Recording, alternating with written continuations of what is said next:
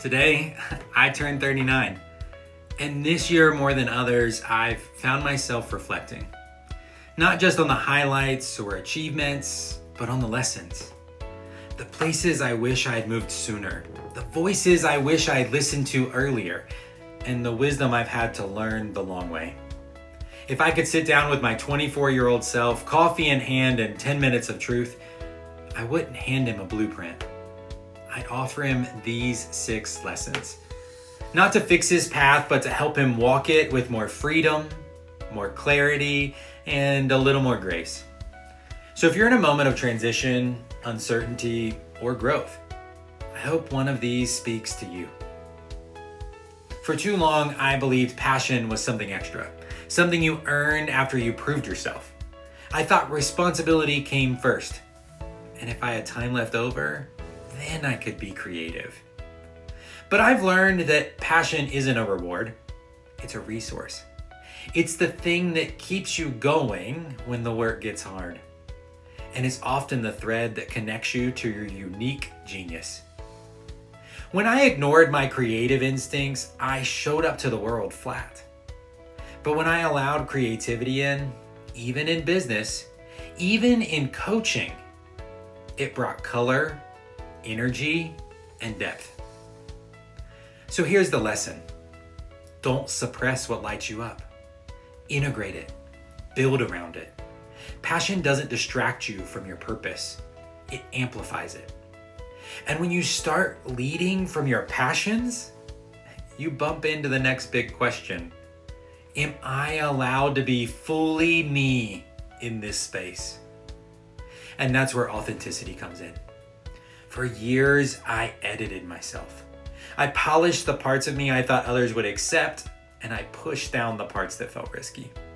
And sure, I was successful, but I was tired. The breakthrough? People don't connect to perfection.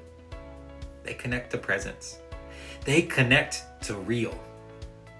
Authenticity isn't just a value, it's an advantage. It makes you magnetic. The more you show up fully as yourself, the more you attract people, opportunities, and momentum that fit. So stop waiting for permission. You scale faster when you're being you.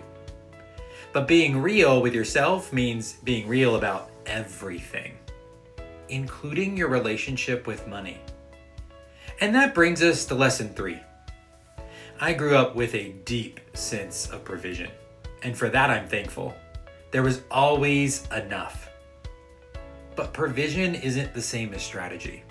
It took me a while to realize that wealth doesn't just happen. You build it on purpose. If I could talk to my 25-year-old self, I'd say this. Automate your savings. Invest in assets. Say no to shiny distractions. And you don't have to rescue everyone financially.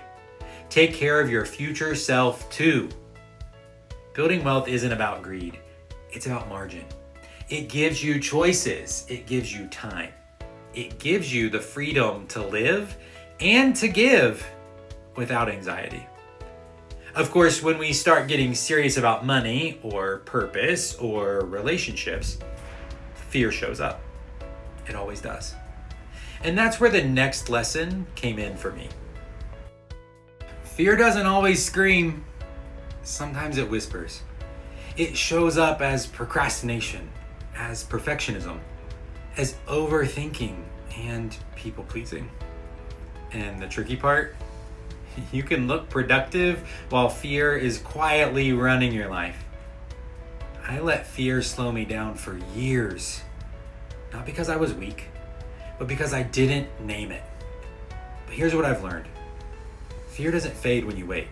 It fades when you act. Courage is a muscle. The more you use it, the stronger it gets. And when you begin facing fear, you start to see the weight you've been carrying. The regrets, the old stories. That's when forgiveness becomes essential. There are earlier versions of me I've had to let go of. The version that hid, the version that settled, the version that stayed small to stay safe. But here's the truth. Growth doesn't require perfection. It requires grace. I used to beat myself up for not getting it sooner, for the years I stayed in places I'd outgrown. But I see it differently now. Those detours, they shaped me. They weren't wrong.